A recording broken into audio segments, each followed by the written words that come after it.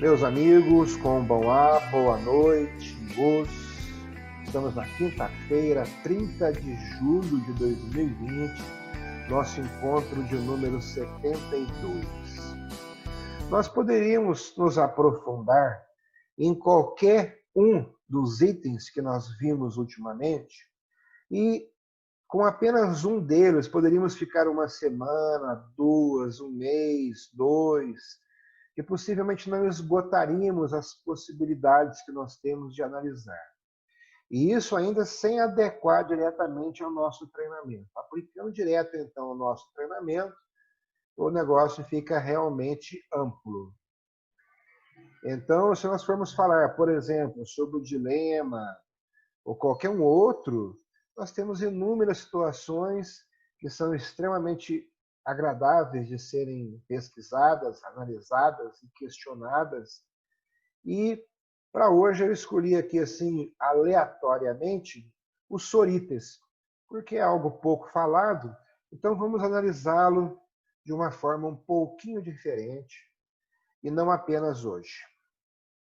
Sorites, vocês se lembram que nós colocamos que é um raciocínio composto de uma série de proposições ligadas entre si, de maneira que o predicado de uma torna-se o sujeito da seguinte, e assim até a conclusão, que tem como sujeito o sujeito da primeira e como predicado o predicado da última proposição anterior à conclusão. Trata-se então de um argumento que tem pelo menos 4 proposições com seus termos encadeados de forma correta.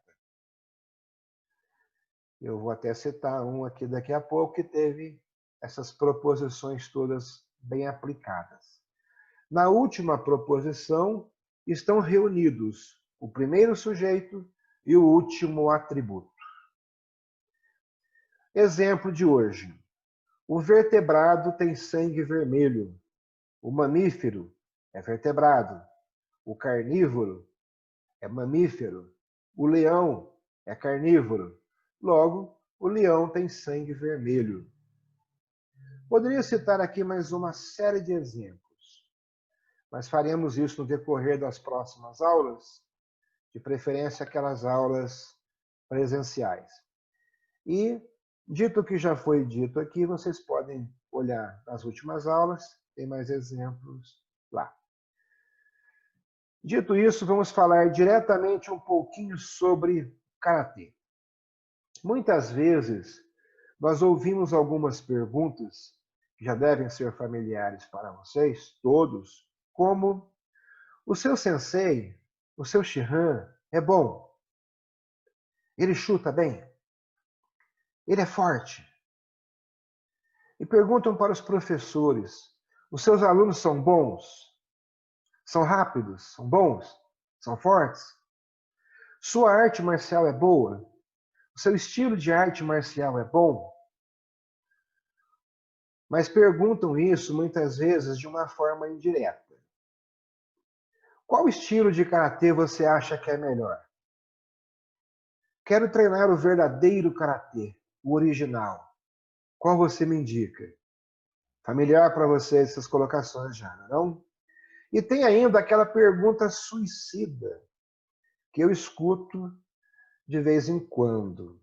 A pessoa diz assim: oh, te considero uma pessoa muito inteligente e por isso eu confio em você. Então, queria lhe fazer uma pergunta. O que é melhor? O karatê ou... E aí ela cita alguma outra modalidade, que não é aquela que eu treino. Eu até frisei bem assim as colocações que a pessoa faz, e a entonação um pouquinho exagerada, para vocês perceberem. Mas é isso exatamente o que a gente escuta de algumas pessoas. E eu coloquei que é uma pergunta suicida. Por que é uma pergunta suicida? Pensem, se sou inteligente a ponto de ele afirmar que confia nesta minha condição pensante, está implícito que aquela modalidade que eu pratico é a que eu considero a melhor. Óbvio. Se não é a melhor, e eu continuo a treinar esta arte, então eu sou contraditório. Não tenho uma ideia distinta ou clara. Sou confuso e, consequentemente, eu não sou inteligente. Concordam? Agora vamos ouvir uma narração. Prestem bem atenção. Vou falar sobre os gregos. Os gregos eram grandes construtores de navios. Num certo momento, numa época lá atrás, eles construíram uma belonave. Belonave é o termo que se usa para definir um navio apropriado para realizar operações de guerra. Ele é chamado também de vaso de guerra. Eu prefiro falar, para que fique bem claro, que é um tanque de guerra marítimo. E essa belonave que eles construíram, ela era particularmente fantástica. Ela era realmente incrível. Eles seguiram um projeto especial e construíram um arcabouço reforçado, capaz de amassar os navios dos inimigos. Diziam que os próprios deuses haviam abençoado aquele navio de tal forma que ele nunca poderia ser afundado. É o pai do Titanic. E também que ele poria a pique qualquer navio que atacasse. Nenhum navio poderia encará-lo. E realmente isso aconteceu. Foi acontecendo e continuou acontecendo. O navio foi apelidado de Barco Trovão, devido à perícia de seus remadores. Sabe aqueles escravos que ficam lá de baixo, levando o bordoado lá e tendo que remar?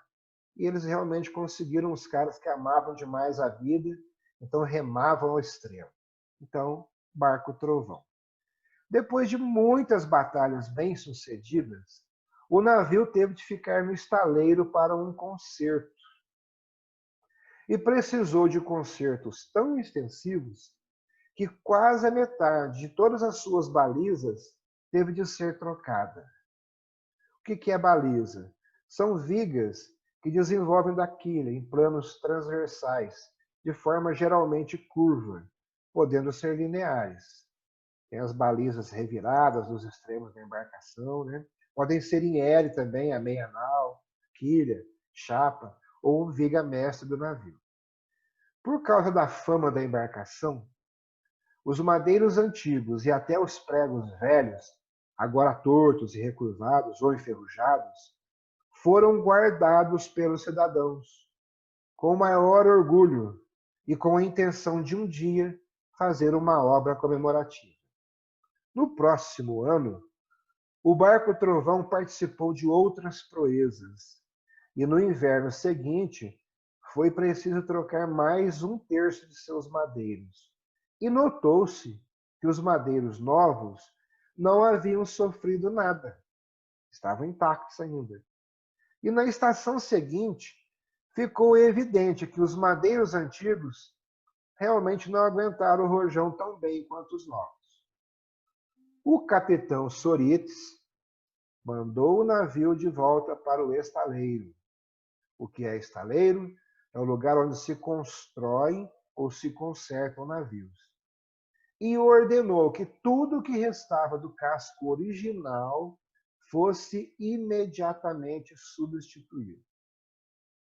Para completar o serviço, mandou renovar as velas e todos os demais acessórios para que o navio inteiro ficasse em ótimas condições para a campanha naval do próximo ano. Como antes, todas as peças antigas foram cuidadosamente guardadas. Mas aconteceu uma coisa curiosa. Enquanto o barco Trovão estava no mar, abrindo rombos em navios inimigos, o bom povo do porto reconstruiu carinhosamente o navio usando todos os antigos madeiros e pregos.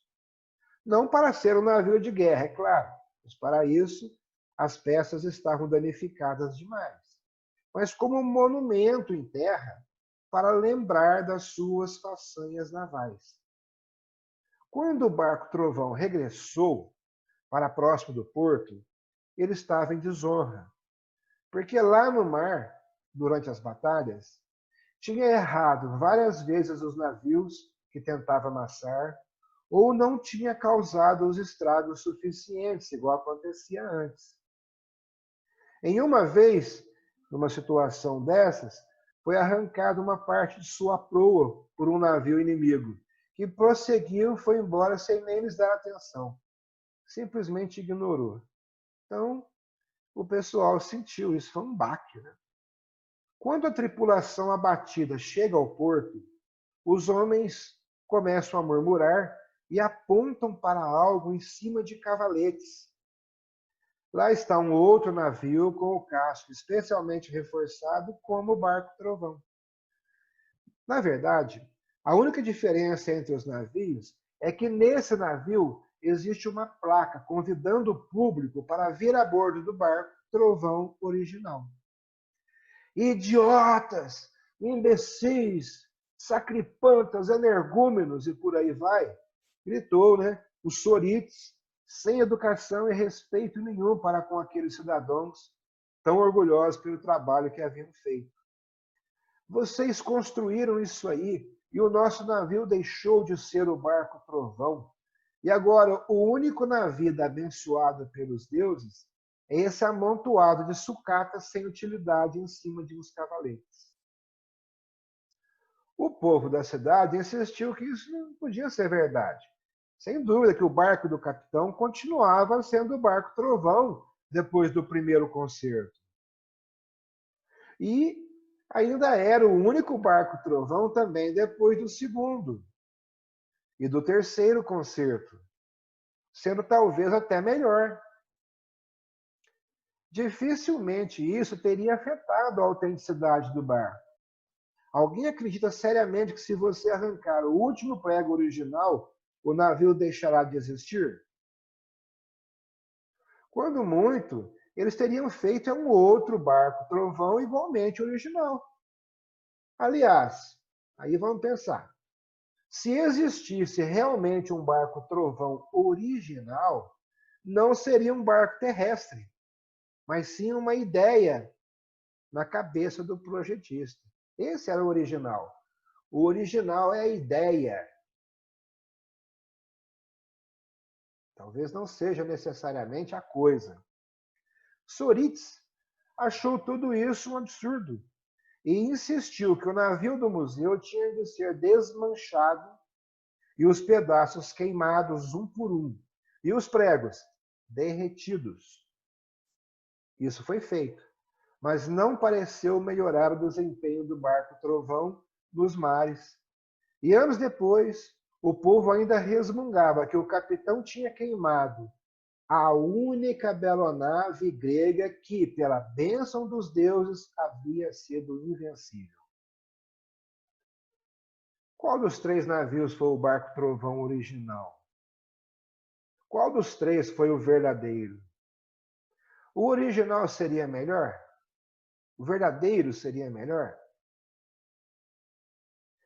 Isso aqui é para vocês pensarem, raciocinarem, compararem com o que eu falei no início sobre o karatê, e não só sobre o que eu falei, mas sobre aquilo que vocês já ouviram, aquilo que vocês conhecem e acreditam.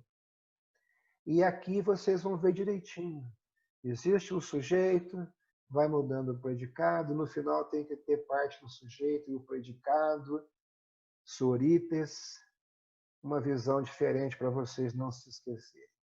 Este é o probleminha de hoje para vocês pensarem em profundidade até amanhã. Tentem adequar. Se quiserem colocar sugestões no nosso grupo, responderei a todas. E então, pessoal? Legal, legal, bom. Tem que pensar agora. Ótimo. Então, tudo isso aí que nós colocamos, realmente é em cima do Sorites. Se vocês olharem a definição e avaliar essa história, vocês vão conseguir entender claramente a coisa.